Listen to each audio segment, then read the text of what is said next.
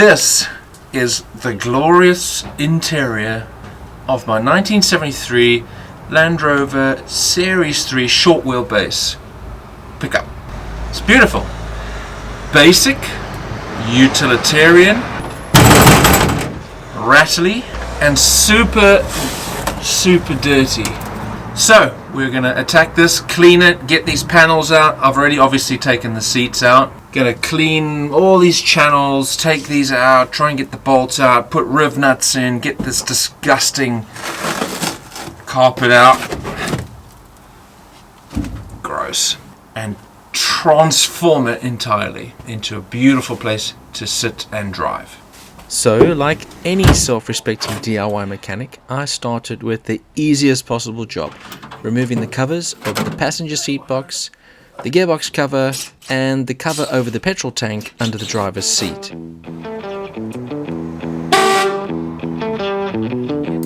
That was me, leaned on the hooter.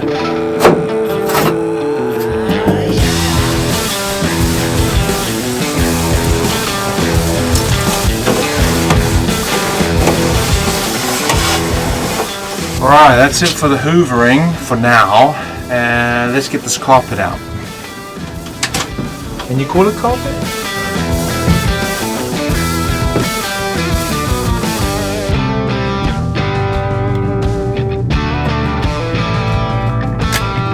Good boy.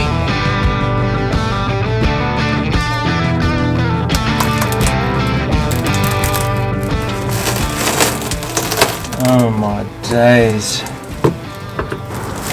You know when you get into something and you feel like you've crossed a threshold and it's like, what have I got myself into? How do I get out? Do I go back? Do I go forward? Oh dear. I feel like I'm removing a tumor. It's out. Okay, that looks worse.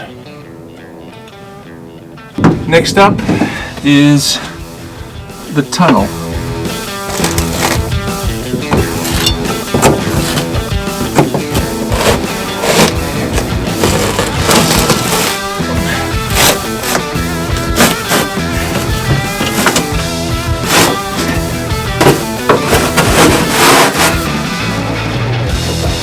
Needless to say, I am a little bit overwhelmed with the amount of work that is uncovered. But I knew it was going to be a bit of a sort of elbow grease kind of job. So let's stick on a time lapse, get the heat gun heating, and just get this crud off of here. Right.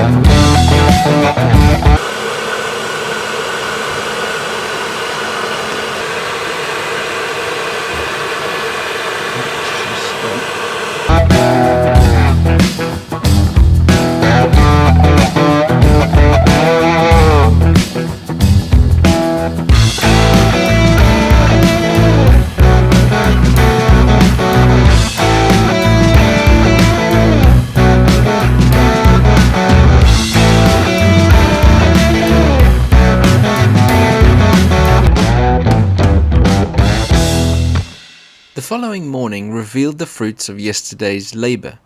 Chewbacca's hair plugs had been removed, and the first thick layer of black goo had been scraped away. It also revealed a bit of corrosion in the passenger under-seat storage box, a bit of wear and tear in the driver's footwell, and a few corrosion holes in the gearbox tunnel. And before I could carry on, I needed to have a tidy up.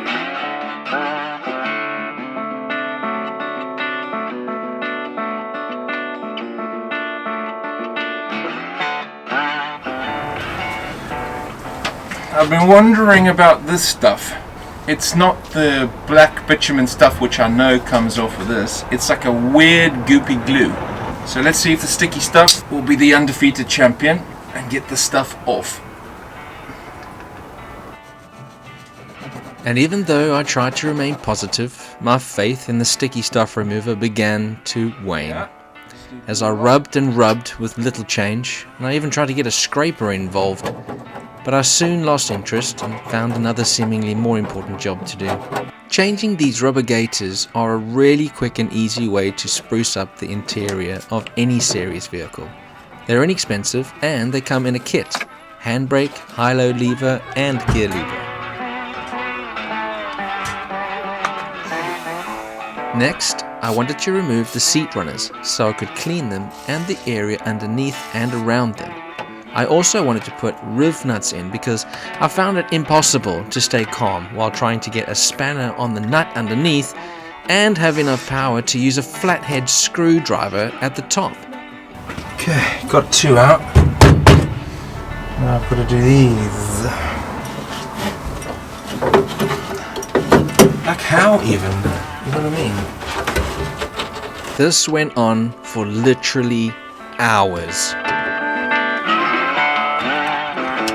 I tried a bigger screwdriver, I tried more force, but eventually I snapped. I hate this! And I did what I should have done at the start.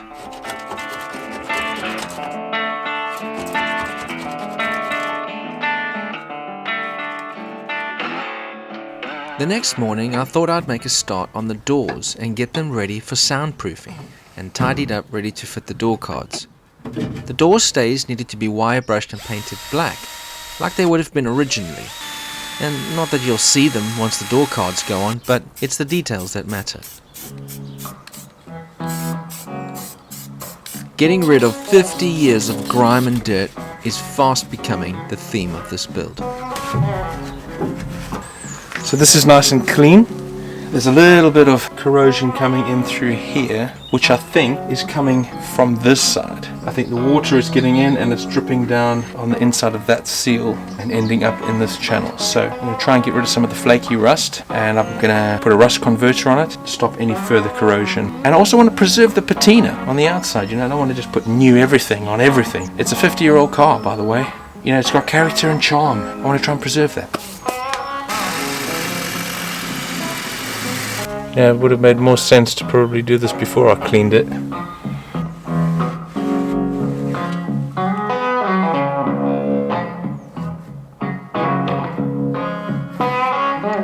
These doors are actually in really nice condition. This is still completely original, so it's amazing that it's not rotted out. I want to put some sound deadening on there before I put the door card on. Just want to measure up to see before I cut. 70, 33, 15.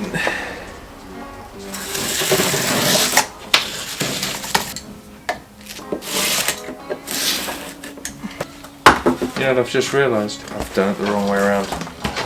Oh well, that's for the other door then. And thus began the downward spiral of the rest of the day. I was all fingers and thumbs and kept making the simplest mistakes, glitching like my Bluetooth keyboard does when it runs low on batteries. That's really satisfying.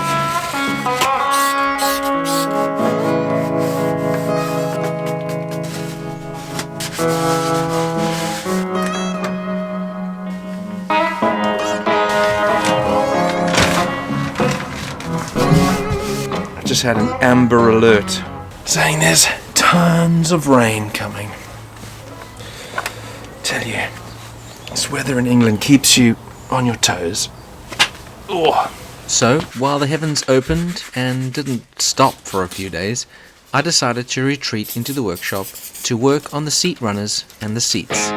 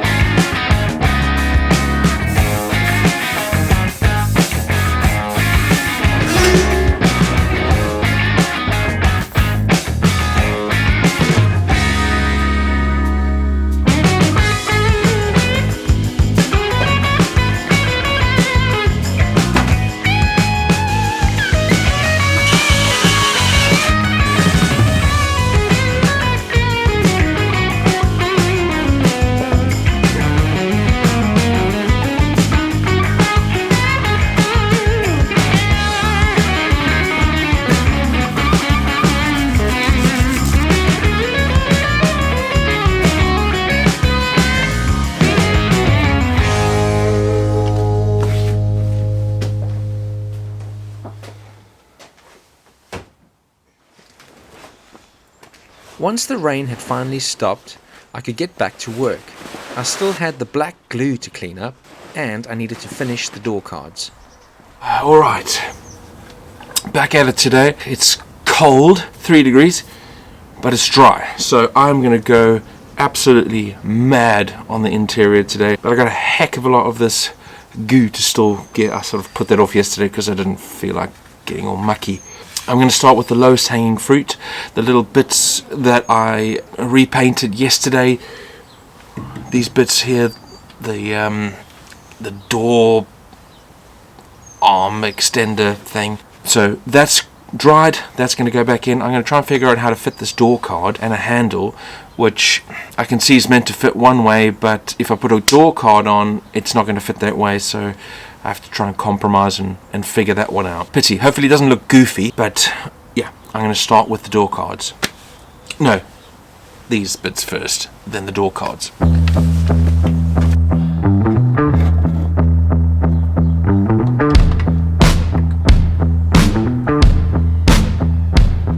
Right, this is the new door card. It's pretty basic, and there's no pre-drilled holes, so I've got to try and line them up with the existing one because I'm not drilling more holes into this.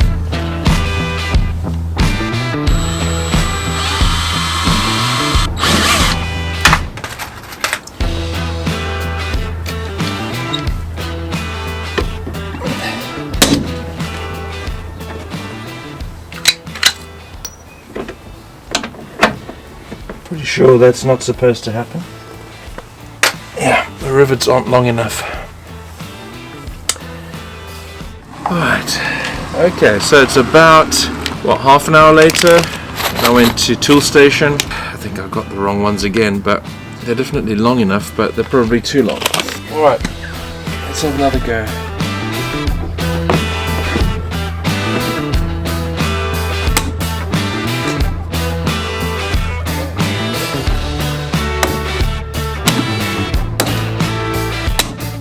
I got a handle, the interior handle, which I think goes on without the door card.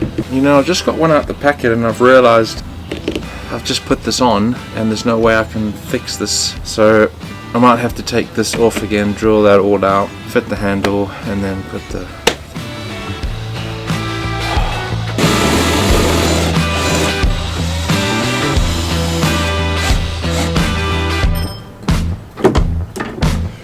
Awesome. Back to the drawing board. If you've never seen this tool before, it's called a Rivnut tool. It allows you to insert and fix a threaded rivet which stays in place and lets you bolt something down without having to use a nut on the other end. It'll be really helpful in the future if I ever need to remove the door handle.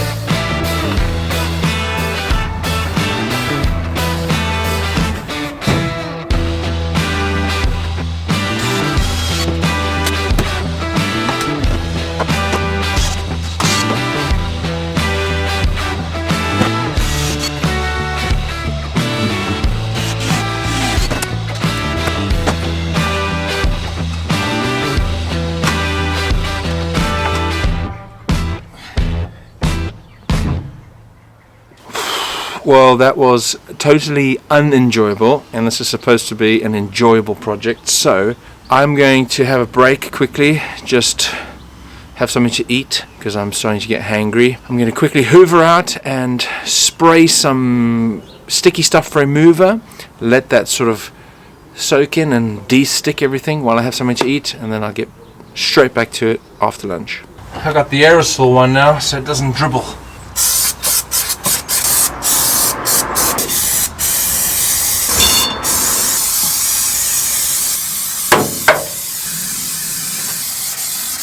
Alright, wow, that's a whole can. Alright, let's leave that for an hour, let it de-stick.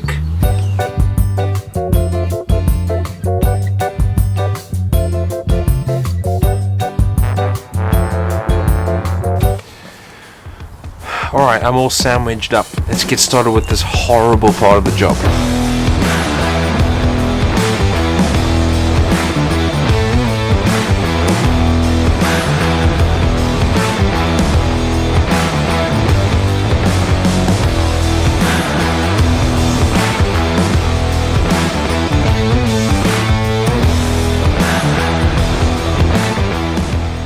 door cards were in, the lovely 50-year-old paintwork was on display again, and even though there's still a ton of work ahead, I'm pleased with the results so far. Wow, I set this at an awkward height. Look, as much as I want to keep going, I think I have to admit defeat for today and call this part 1 of the interior. I wanted to get it all in one video for it to be really satisfying to watch, but I'm just running out of time, man. And I don't want it to be like months before I make another video. So I'm going to call it here for part 1. Part 2 will be hot on the heels of this one, and then you can get a full sense of how the interior has completely changed. So thank you for watching. Please do subscribe. You see the little button light up for you. If you want to follow along with this journey, there's still lots more to come. So thanks again for watching, and see you in part 2.